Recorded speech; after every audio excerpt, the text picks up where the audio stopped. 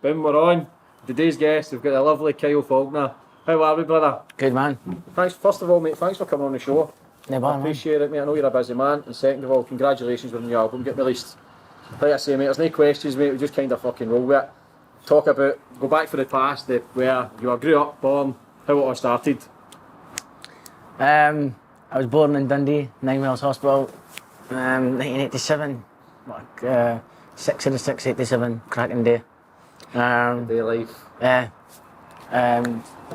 Went to school, played football, snooker, that was my thing, and then got a guitar. Got done in. Joke about age? It was about 13. I always used to get done in, but I got really done in one time with golf clubs a lot, and then after that, my brother-in-law bought us a guitar and says, like, you need to kind of stop going out for a bit, and that's kind of, that became when I became obsessed with it. And the Beatles and getting done in changed my life. It's funny. Listening to the Beatles? That was my thing. It's funny because you hear it from a lot of people. You always get, I got done in too, that's what changed my life. And it's like, I really did though, like. And then we were kind of the band, I think everyone in St John's high school was obsessed with it. It was either they were into the Stone Roses, the Beatles or Oasis, but it was like kind of all three. And then we just started covering them songs in a band, and then we started beating the Irish Dancers, which was a big thing because the Irish Dancers used to win the talent show every year, and we kind of won. And with that 30 quid you used to win, we'd back at it. And like, and you go, you've got to give it to charity. What's the point of getting a competition if you can't spend it on a carry? Well, you're 14-year-old. Bottles of wine. So that's when it started, 13 then. Was it gang fighting? There was always gangs in Dundee, but it was just like chasing each other. But you just chasing, you never get caught. But the one time I did get caught, it was like, oh shit. It was like, oh no, just chasing, and eventually it was turned around. My boys were there, I was like, shit. Shite bags ran away, they come back and help you.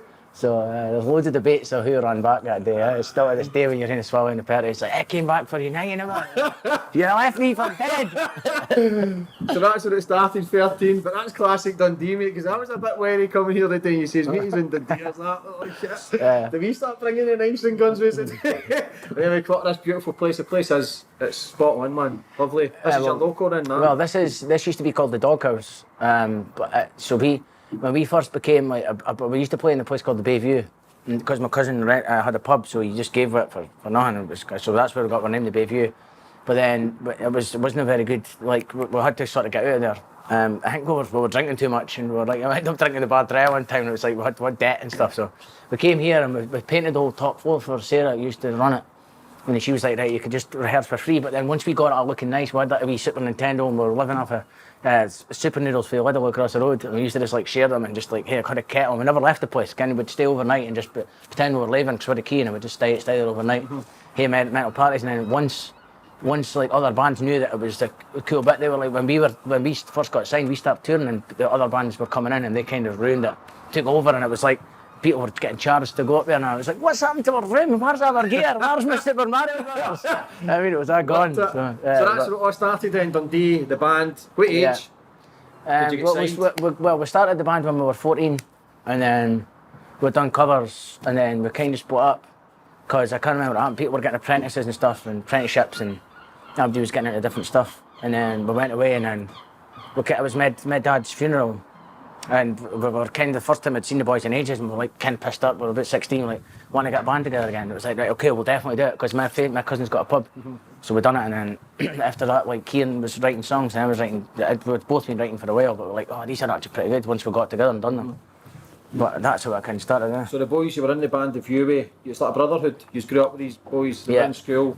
Like nursery, primary, high school. They were all a year above me in school. And then that just kind of, we just always been there. So it's.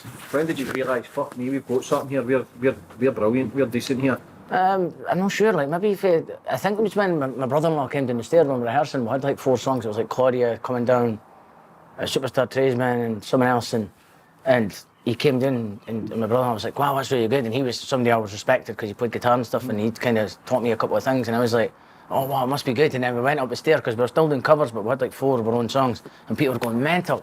Because I used to play on my own up above in the Bayview, and I used to play like Gary Barlow covers and that, and just like any, and the female shouted out like, Gary, and I'd be like, never, now it's time. And I broke out of her tarts, and I'd be like, oh, this is no bad, I'm paid for this, okay? So I had my NPA system, and I was like, man, it was becoming a wee bit of a thing. So I was like, come on, the next time I'm playing, I'm going to actually bring my band. They were like, boo, and I was like, nah, they're good, honestly. And they Gary Barlow the night, I mean, but it was good. But after that, then it was like, I remember Kieran was like, oh, this my mate's band called the Killer Angels, but we were like, what, actual band? Because this was a pub. This is like a venue, well, it was a venue. Well, it still is, but it's not. It used to be a major venue. And they were like, oh, the Killer Angels are playing. And I was like, come in, we're getting to play with them. And I went, what, a real gig? We're shiting ourselves. I'd be running about, like, getting shots of jackets and what we're going to wear and for, like, oh, you got to carry it and oh my God, freaking out. And we only played 4 songs, but I remember my sister videoed it and it was like, I remember that was the first ever gig in here. So it must have been, I was 17. And they must have been 18, so, and then we got signed like a year after that, so we'd just been doing, we'd done this thing called the World Tour of Dundee, and we played all the worst pubs in Dundee. Right, what the worst pubs? Well, no worst, but the roughest, you know what I mean? But like to us, that was like where we're drunk, you know what I mean? But now like they're all shut down and stuff, but that was like mental, like we played like, played the Rock in Venus Hill, which was mental. It was like, oh, people were sniffing gear on the stage, you know, and just like, oh, people just going up and like, it was mental. It was like, do you remember any of it? I can't really remember back in the day because that was, I mean, wild days. That was like, this was like dead early on, but there was a lot going on then. I mean, even when we got signed and stuff, we didn't realise how big a deal it was because we were kind of always treated like kids up until about now. So honestly, like, I was always like, oh, here, how much are we getting paid for that gig? You'd be like, what do you want to know that for? So we were always a wee bit stupefied with that thing. We just thought it was getting done for, you know what I mean? We've had about 12 different managers. So it's like, it's no good thing. You speak to other bands that do well, it's like, it's because they've had decent management. So finally, yeah, I think I've like, so now, I've got good guidance now, I'm in a good position, but I think like, just for ages, we weren't interested, you know what I mean? We were into getting smashed and playing the gigs. Even the gigs got in the way, do you know what I mean? It was like, it was just a big pirate bus, just big party. Just like going every big place. Fucking orgies and yeah, it was mental. I wish you'd have teamed up with you then. Crazy days. But teeing the partner that as well, that must have been a buzz for you. That must have been. When did you realise, right, I'm making it here, I'm really doing something in my life? Did it scare the shit out of you? No, I don't think I ever done that. We were a bit, we were dead cocky, and like, it was like, I think like, when, I mean, it was small things, kind of for us, because you're heroes and stuff. I remember like, we played with Liam Gallagher in the Royal Albert Hall, and it was just even going about, it was like, shit, Noel's kicking about in that, Ken. It was like, that was your hero, Ken. So that was a big deal, Ken. But like, we were headline Glastonbury and it was just like, whatever, Ken. We were playing like gigs, played 3 gigs that day, and it was like, Ken, we had just come back from New Zealand, and it was like, there's loads of stuff, Ken. We played Glastonbury like 6 times now or something. It's like, but back in the day, Ken, now it's like, oh shit, we want a headline. Yeah, but it's like, when we were headlining, we were just like, right, man, let's go and get. I think it's because you're mad with it, but you didn't take it in. I mean, on that, when I played on that Glastonbury stage, I mean, if somebody showed me a YouTube party, Ken, I was at a party like about a year ago. Somebody, have you seen Glastonbury? If you're not, I went, I can't mind that. But I was like, oh, them pellets, get I mean, somebody them sledgers. Yeah, it's like 9 o'clock at night at Glastonbury. I went, why would I do that? Like, I wouldn't dream of doing that now. Like, kind of like 100,000 people. Oh, mate, it was mental. What do you want to call the beaties? I can't even remember like actually playing the gig, but I remember just going. I had to go really fast. It was like yes, it was fast, good. Right, no, on a bad way. But we got the job done. And boom, boom, boom, boom. But that's just like I say, that's all a blur. But now you have matured. You've been to rehab 3 times. Yeah. How's that? How have you found all that? It's good. Rehab's good for anybody. Anybody? Even if you've not got a problem, it's still good. It's like you'll find a problem. I mean, no, I'm saying that's how you should go, but I mean, the first couple of times I went, it was kind of, you going. I was like, no, stop nudging us. No, I didn't want to go. Like, I think you should go. So the first time I was just like, be good. It's Thailand, but no, I've been to Thailand that many times now. It's like it's like I love the place, but like this was like you were going to jail the first couple of times. But the third time I went, I was like, I wasn't taking it serious. I was just looking to get a pal, and there was this Glaswegian boy, James. He was like his name's James as well, but he was like really sound. Can you meet all these people that have got serious issues? And I was like, wait, I'm just taking the piss here. I don't belong here. And by the third time it had happened, I was like, wait, maybe I do belong here, Ken. And I remember like the people in the rehab were saying, like, see, after a month, if you do a month and you're getting on good, you can go to the studio. And it was always like, I was like, yes, okay, I'll pretend I'm really good. I'll run a bit, I'll run every day, and I'll speak polite, and I'll listen to people's stories, and I'll share and all this. And then the month came, and I was like, kind of like Christmas Day, like, yes. I went out to a big social meeting, like, no, everyone you're not ready to go. I went, what? And they kept them for another 2 months, and I was like, like pure. Honestly, that was me, like pure cuff me up, take me away. Christmas? 3 months, fucking. No, it wasn't at Christmas. But it felt like Christmas Day for me, like when it happened, like because I was it was like it was Christmas Day was taken away from me. I was like, what? Kind of like so. But the first time, like I say, admitting you've got problems is it's so scary. Whether it's drinking, drugs, shagging, gambling, anger, it's scary because you don't want it. But we think we're all right. I used to go to my gambling meetings. I used to look about and go, I'm not as bad as fucking him. I'm not as bad as him. But sure as fuck, a week later, I'm back gambling, putting away and stuff, fucking lying, all the bullshit of the day, and then you go, wait a minute, have I got a problem? Because we all look at people and think, I'm not as bad as fucking him. Everybody else, but it's all for us. But now you're on the straight and narrow, man. You've released your new album. Everything's gone good in it. You've got a new baby daughter, 1.5. Yeah, she's 1.5. Wild. She's good. Seeing them things, I always think, Hannah Bairn must be mental because I've been my pals have said it, but it's quite. I've taken it in my stride. You know what I mean? It's no like I don't think like shit. Kind of, it's like I really enjoy it. Kind of, it's like somebody. Where was it? I was in the. I went to pick up something for my sister today, and she's a nurse. I can't remember what it was, but I went into the I can't remember what I was in for, but I was she was just like pick up this bag, and I went in, and the wifey was like, and she went, so how are you getting on with the daughter? And I went, it's absolutely down. She went, sorry, it's okay, is that good? I went, I never fucking says okay. I said it's amazing. She went, and I was like, don't go spreading stuff that I said it's okay. I love my daughter. Get what I mean? Trying to put words in your mouth. That's how shit starts. Get what I mean? It's fucking hard. You'd either play Glastonbury any day, ball up naked for leckies, and sit and watch the away. That's how hard it is. It is. It's difficult, especially. But I think that's one of the reasons you changed as well and says, right, fuck it, I'm going to rehab and I'm getting a real bash. I don't know, I think like because when we were in rehab, like you're no meant to. There's no shagging away in rehabs, but that was where she was. That was where Bairn was conceived in the rehab. But we were actually trying because I thought like, just do it, and then it was like, I honestly went and says, look, I've got this dart, and I was like going a bit pacing the room. This was like when I was just kind of coming to myself. Been in for like a sort of 3 weeks, maybe a month, and I'm just like couldn't really sit down and vomiting every day, and I'm really no good. I'm in a bad place, and I'm still like. I'm just like fidgety and I'm no really listening and I'm no happy I'm there. And I went right up and I went, okay, I'm out of day. And I said, look, I'm sorry. And I was saying, and he says, look, if this dart goes in this board first time, can't see any of them stories here, but it's true as fuck. I went, if this goes in here, if this hits the bullseye, Laura's pregnant, no, it's hitting and life's changing, honestly. And I swear to God that I was pure, I'm not bad at that, to be honest. But I was like, pure, none of the shaky handshake, because I've been after baby, but you're pure. Right, and I went, yeah. So the next day, I didn't even ask Laura if she was pregnant. I knew she was pregnant. I was like, she went, guess what? I went, I can. So I was like, she's pregnant. So like that was when Anne kind of changed after that. And then, I don't know, but there's been a couple of slip-ups, because that he does, but it's like no like full on, do you know what I mean? It's like I told myself back in line, do you know what I mean? It's like, there's no running 2 or 3 years and 4 years, it's a couple of weeks like, and then. Yeah, because I used to go on benders for like weeks on end, and I was like, and then it was like, I always thought that I never had any pals, but then my pals that were with us, I wasn't kind of a lot of them. I mean, I was at a barbecue the other day with one of my good pals, and he was like, here, just not being funny, but there was about 3 or 4 years you were a dick. You were a fucking arsehole. I still get it, I'm clean. And I was like, what? When was I a dick to you? He went, mate, loads of people say that. It was not just me. He says, but I'm your good pal, and that's how I tell you. He says, but I'm saying you're sound as fuck now, though. I was like, but I was just, them years I was thinking I was sound, and he was going, nah, you're a dick. And I was like, shit. Because you've kind of the mentality in your head, you think, Abdi loves me, I'm sound. I'm the funny guy, but you're a guy that falls asleep and like marks a cunt in yourself. Do you get what I mean? You're like, shaving somebody's eyebrows off. But the loudest man in the room is the weakest as well, do you know what I mean? It's a shield, innit?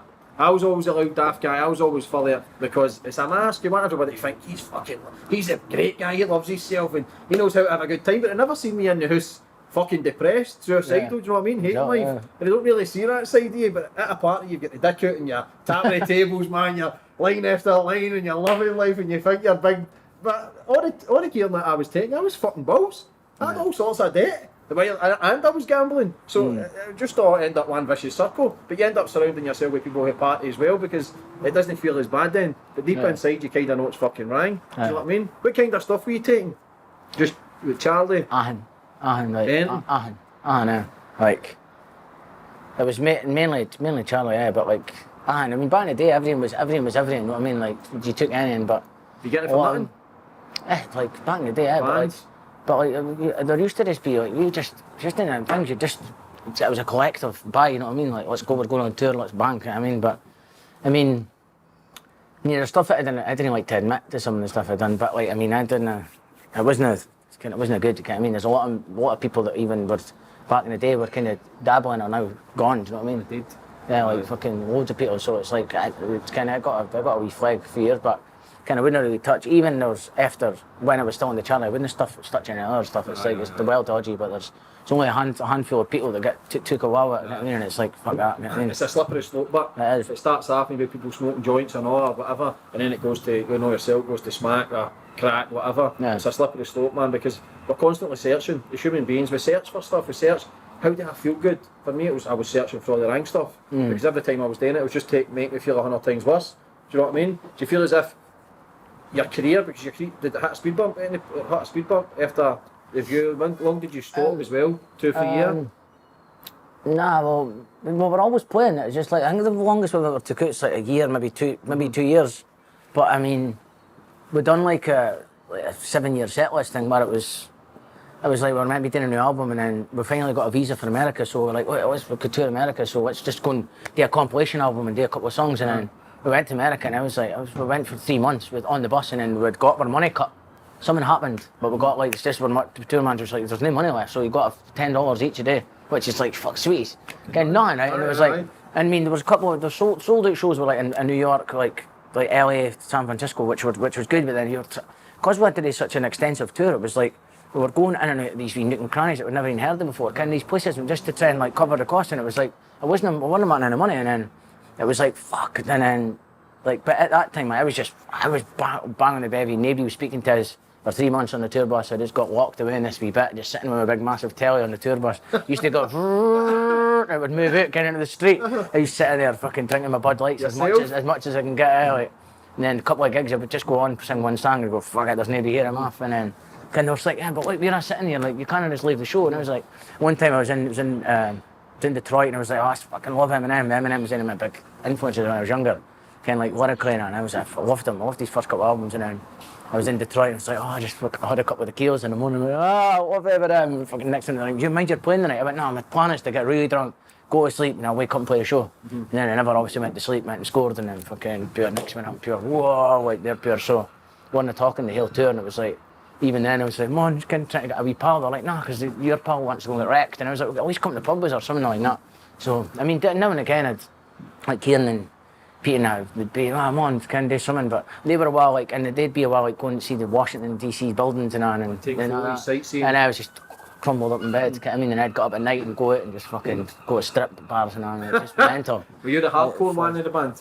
Well, I've been hardcore, like everyone's pretty hardcore, do you know what I mean? It's like everyone goes through phases. Even if you want to stay off it for a bit, and you're like, even at touring, if you're like, nah, I've heard it too hard, I'm going to stay off it for a few days, rejuvenate, kind of get that, and then somebody's like, Pete's just been in the match, he's like, fucking Celtic, I've just won. Fucking, right, it's a bit different when you're annoying me, though, isn't it? You're like, no, was that what I was doing last night? And then it's just a big rotation, so there's never... circle then, if nobody's ever sober to say, right lads, man, we've got something here to take over the fucking world. Yeah. Do you know what I mean? If one's getting mad with it, and if you're trying to stay clean for a week, but then somebody else is getting mad with it, then the 5 people you surround yourself with is the 5 people you become. Yeah. So the people you surround yourself with, you become them as well. So it's hard for you to get away or change unless everybody came to an agreement, because you wouldn't have changed unless everybody have changed. Because if you were sober in that bus, everybody would have done your fucking nothing. Yeah. Do you know what I mean? It would have drove you to drink.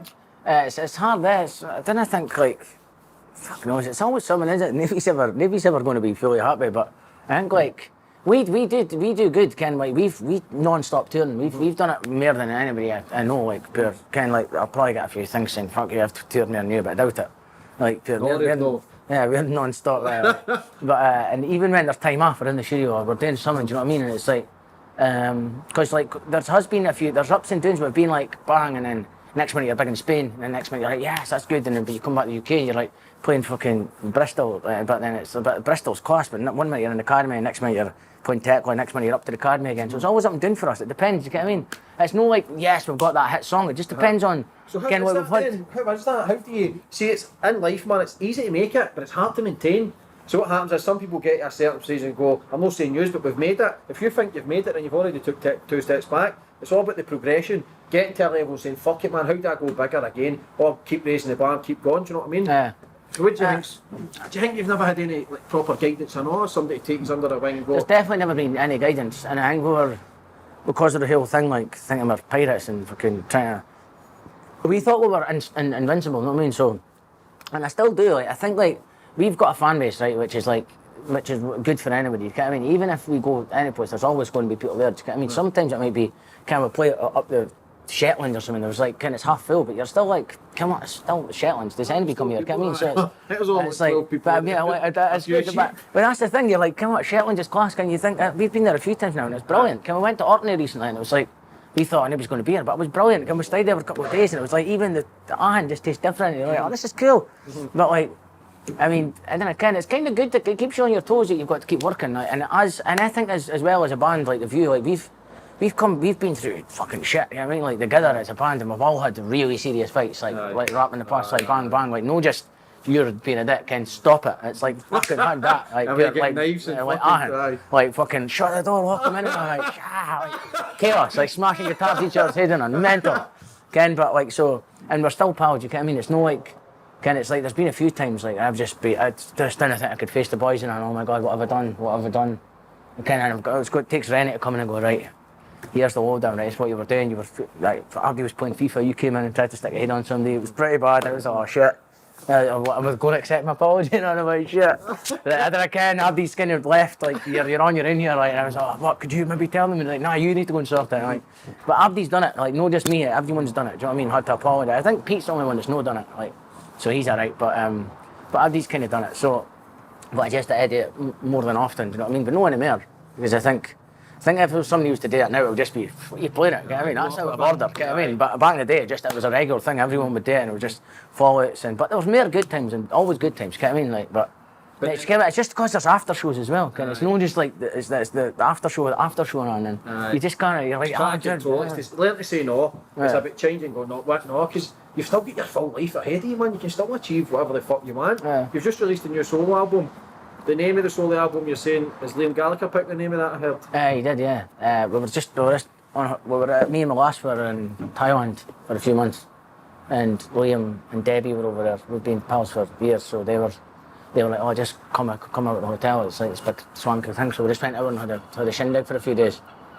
And I was like, oh, I kind of listen to the album. It's normally just a music listening competition. Like, see what I could, I can that better than you, and that's what it becomes. And then it was like, oh, and he says, oh, no, thank you. And I was like, oh, fuck, that's cool, man. It's just because it's a lyric in my song. And then he said, if you didn't use it, I'll use it. And I was like, oh, bastard, Ken. So I was thinking, I wanted to pick it myself. It's kind of my first solo album, but I thought, nah, you could take it, can't we? But there was loads of stuff. I don't know what was I wanted to call it almost pleasant. I mean, almost pleasant. Something you smell like shite in the air and you go, that's almost pleasant. I like that, but I'm not sure. It's like hops, kind of like hops. You didn't kind of was good. I kind of it's creating beer, and I kind of like beer, but is it pleasant? It's almost pleasant. There. Boom. How long have you been pals with Liam? I don't know, like I met him. We all met him at the Liverpool Echo Arena about 2008 it was, so 10 years ago. First time we got access to all areas passes, because we were I can't mind how we'd met, but we just got invited to come back and it was like, whoa, come on Wadesboro, like we're going to meet Oasis. It was like fucking hell. It was amazing, mate. That's some achievement. Do you ever look back and as well and go, fuck me, man, I've done alright for myself? Or do you look back with a bit of regret as well? Nah, sometimes you look back with regret, but going to rehab and that, they teach you have no regrets. I regret nothing. They say jump off a cliff, get out. But I've not really got a regret. Sometimes I wish like in the past couple of years I just piss my money up the whack. I mean, but I'm always going to be like that. That's the way I am. Unless you find a woman that doesn't do it. But me and my lass together piss money up the whack like together. Just put it in, piss it up. No, put it in, but just like. But like so now. I just think like even getting a mortgage, like driving license, driving lessons. Congratulations. Just paying on. Do you get what I mean? It's stuff that the band done years ago. I mean, and I'm just clicking on now. Just a bit of growing up, and that's just a bit of responsibility. But like I say, the past is the past. It's fucking done. You can look back and go, I could have done this and done that. But like I say, it's all about preparing for the present moment and try to enjoy the rest of the future. So what's the next steps for you then? Since the album's released, how does the band feel about that and all? They're supportive. I mean, it's a strange one because. It's not just like I'm saying, right, use weight, I'm going to do a solo album. It's like everyone's doing stuff. I mean, Kieran's producing stuff. Pete's touring with, well, I'm not sure if it's happening yet, but he's meant to be touring with a big Liverpool band. But I don't know how to mention it in case I fucking get him his job fucked up. I just say it, get him on the streets. So I've these doing stuff, you know what I mean? So it's like, it's good. It's good to have a bit of time off because even when we do have time off, it's not really time off, but this is actually like just time apart. Do you know what I mean? It's like, oh, I think we should spend some time apart. Like a marriage breakup, innit? Yeah, Were you nervous at telling them about the album, or was it like no, like the last time when I was in rehab, you had to do this thing where you got to make your, you got to apologise to everybody. It's fucking, it's hard work. I had to do it to people that have threatened, but I was like, shit, did I even do that? And it's like, I'm a manager, old managers, and I had to go and speak to the man. Like, I was like, but they're arseholes, no, it doesn't matter. You've got to apologise to them. And I'm like, oh, right, okay.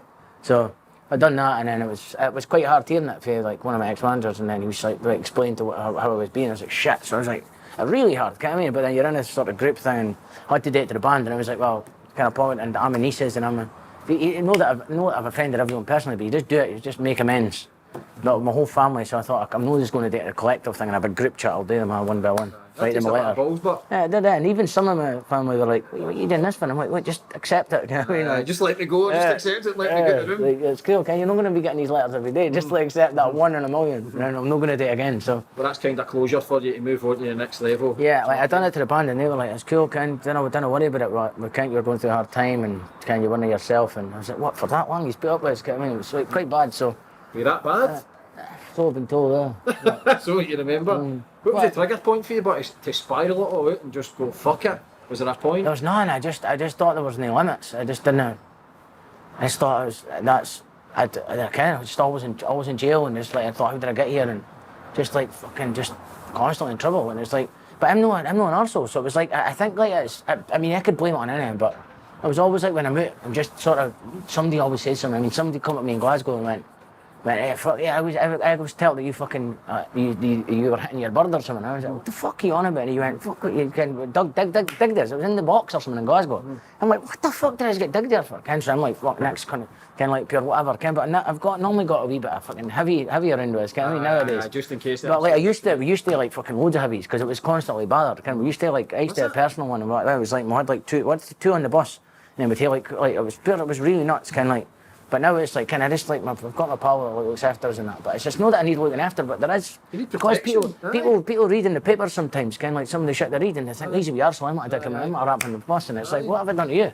Mud sticks, but, so you know the press, I know that's the only way they sell is through negative or whatever, so if the mud sticks, so people read what they believe, and they go, people's automatically go, I'm going to call him out when I see him. Yeah. But then you start to get a chip on your shoulder and think everybody's looking at you, and then the paranoia kicks in and all. Yeah, so that's why if you have a bevy in the pub or whatever, then you've got that I don't give a fuck mentality. Yeah. Because I don't care if anybody's going to say it, so you're prepared. Yeah, there's a lot of that. Do you know what I mean? But I think nowadays, like, and like, even in Dundee, I used to go put my hood up and like scared to go about and just waiting on the next thing happening. But now it's like, I think like, but I've no been out of close and just got, even in Glasgow, there's certain pubs I wouldn't go into and that, but now I'm like, if somebody wants to speak to us, they speak to us, but I used to get scared. And I was like a wee fucking scared boy, yeah, but I was like, because I didn't have a day on that anymore, like, it's like, now I'm just like, I embrace it, like that, so, if anybody wants a photo, come up. So you're gigging now, you're selling out arenas now, you're getting the album on tour. Where's the next gig? This weekend, isn't it? Falkirk is this weekend, then we're going to London, then it's like a wee sort of UK thing, just as this is a sort of tester with the band and stuff. Then there'll be bigger dates at the start of next year. Right. This is just sort of like just breaking in, and then we'll be going to Asia and Russia and Europe and shit. Just the same old what you do. That's what you do. So have you got a new band, or is it? Got a new band, yeah. Like sad, there is like sessions. Are they sober? They're not sober. They're not sober until after the show. But even then, because I had my brother and I got another couple of guys in, and us together, we were like, wow, it was a party. Even in rehearsals, it was like, let's get the beers first. It was like, so you can't really. I'm not sure I've been through so many band members, like trying to get the right ones. But I think it's just you. It's just you. No, I was like, I'm just like that. It's just like fuck knows, but I think I've hit the nail on the head. So we're sound good together because it's not about. This new band is about. So see with the view, every record we sort of progressed a wee bit in harmonies, playing, and then just getting better with instruments, because we sort of grew up together, playing together. Aye. So everything would progress together. So we just every album you could hear the difference. It's like more harmonies, or there's more whatever. Do you know what I mean? More strings and stuff. So with this new album, it was kind of just me doing it, and I do all the vocals on it. So that's normally the boys would do that, but now I sort of know what I want it to sound like. So now it's like going with the new band. It's like you've got to do this and that. So I had to get the right band members to be able to do it, to pick the right the people that could sing the right bits, you know what I mean? So it's not really about the playing, it's about all these mental vocals, and it's like that, trying to recreate the song and trying to, so it's kind of... Is that a new spin to the album? Is it something different for you, that the view would produce? It's normally like, with the View've got a formula. It's not, I'm not sure what the formula is, but would stick with like a guitar solo, would try to find a drum beat kind of and all this, and it wasn't about that, it was about writing the song and then adding what was needed to it, do you get what I mean? And it was like strings, and I wrote all the string parts on like this Mellotron thing, which is like an old, I was recorded in Paul Weller's studio in Black Barn in Surrey, and it was like this old like Mellotron, which was Paul McCartney's, and it's like a tape thing. So I recorded all the strings on that, and then once I wrote all the harmony parts and stuff, I gave them to the Cairn strings, and they like, this, I was recording it in Glasgow and Chem 19, and they done all the string parts and like padded it out and made it sound like that. Because I originally wanted to sound like sort of like the Beatles sort of like went Sgt. Pepper, but that's the hardest thing in the world today because it's the greatest album ever. So I mean that's what I had in mind, but then it ended up becoming more poppy, which is kind of like, I'm a big fan of like Crowded House, Beautiful South, Squeeze and stuff, that kind of thing. So that's kind of what I was going for, kind of sort of serious but kind of cheeky. Is that a more personal album as well? Is it a bit more you, a bit more... Well, all the songs are about me. See, like, it's like weird. Somebody wrote, it's because I'd done this interview in Glasgow recently where I was going, I'm a narcissist, just joking. It was a joke and everybody laughed. There was a big crowd of people, it was about 600 people, and I was going, I'm a narcissist, and everybody's laughing. So I went, oh, keep saying that, it's working. I mean, I'm a narcissist. I'm going, oh, guffawn. And I was like, oh, this is working. And then somebody went, that Faulkner's no bad, but he's a narcissist, cunt, isn't he? And I was like, whoa, I was fucking joking there. It was like, but it is quite narcissistic, the record. It's me singing about myself. So normally Kieran writes some songs, like, and now Pete's writing as well, so it's, and then you've got, there's a mix, and Kieran will put in a bit of my song and I'll put a bit of his, and there's that whole thing, and it's a band mentality. This is none of that, it's just me,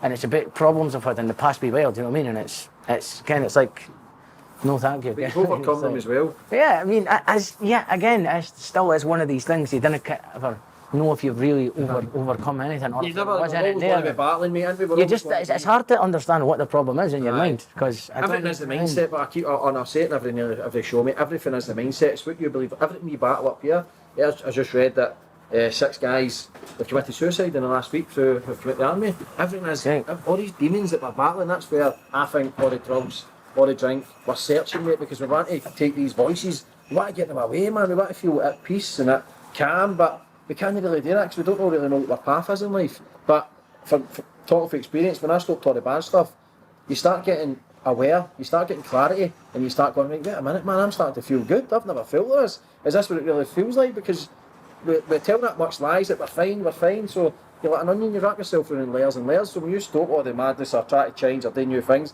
you have to unravel all that madness, then you start figuring out who the fuck you're again, which is a difficult thing to do. It's difficult to accept that you were an arsehole in the past. Do you know what I mean? You put your hands out, it's difficult, but then you start getting used to it. You go, do you know what? I was a dick in the past. And you go, I know you are. Fine, you know what I mean? Where's your biggest following? Because you've talked about Russia, aren't you? Fans out there? Glasgow's our biggest following. We've done Russia a couple of times. Like Japan, we do well in Japan, but Europe, just our place, we do well. We do well every place, but. I mean, America back in the day was the big one. Like, we got ASCAP awards and stuff, which is like this songwriting award. It was a big deal, Ken, and George Martin, Beatles producer, presented it to Pete, and me and Kieran were writing the songs at the time. And we were in Morocco. I can't remember, we were someplace on a writing trip, Ken. But I can't remember. But and then Pete was like, oh, by the way, I usually won an ASCAP award, but you can't accept it, so I'm going to this big party to accept it. And George Martin, the Beatles producer, was there, and I was like, no way! I think we were in Mexico, actually. We were in Mexico on a holiday, and I can't mind. We're someplace. No, Pete was there. I can't mind, but we were gutted. But so we were taking off in America, and then they got cancelled. We couldn't play there anymore. So we got banned for like 6 years. And then I toured with Matt Ronson for like 3 years, and then me on my own, and then he got a letter from Quincy Jones personally to speak to the visa people, and sort of does it and just says I've changed my ways and stuff. So. Fuck's sake, man, he's got some Paul Quincy. So Matt Ronson phoned him and they got your visa sorted? It was something like that. I was like, I'm not sure, but there was. He's banned for America for 6 years then? It was just visa issues there for like. So it was just me. Is that your madness in the past in jail and that? You ever do a sentence? No. Just all weekenders and fucking daft shit. It won't happen again though, you'll never see me in fucking cells. Good, mate. I wish I could say the same for myself. Good guy now. When's the singles and that getting released? Have you got any dates or? When's the single coming out? There's 2 singles already out, and then the next one we're want to do a video for it, so there'll be a date soon for it. Good. We're releasing every single on like on 7-inch. We've already done 2. Right. So we're going to do like 5 singles and have a wee box. So it's cool as anything. There's going to be a separate B-side for everything, but you can only get them on vinyl, kind of B-sides, and there's only going to be a few hundred of them made. And where can people buy all these? You can get them in the Psy Records in Dundee. It's the only shop that does it. It's the only shop that does it. Get involved, people. The next tour, so tours filled up. We just sold out St Luke's. Just sold out St Luke's. Yeah. There's going to be some more announcements as well, but things kind of saying unless the agent tells you to. Agents, man. Agent here, bastard. Listen, mate, it's been an absolute pleasure for coming on, mate, and I think you're a great guy, man. I don't care what you read about me, but and I think it's unbelievable that you've got your new solo album out, man. And all the best for the way and passing your test, man. And like I say, man, for taking the time out, I really appreciate that, mate. I wish you nothing for the best for the future. Sorry, before I go, I've got a shout out for we've got our homeless documentary coming out on 2nd of September. On my YouTube channel, so subscribe. Also, I've got check out Indio Paws. It's a friend James's business for dog grooming, dog waddling. Also, Fanford Creative for printing flyers and posters for the homeless documentary. So, Kyle, brother, thank you, and tune in, subscribe to the channel, and speak to you soon. Cheers, man.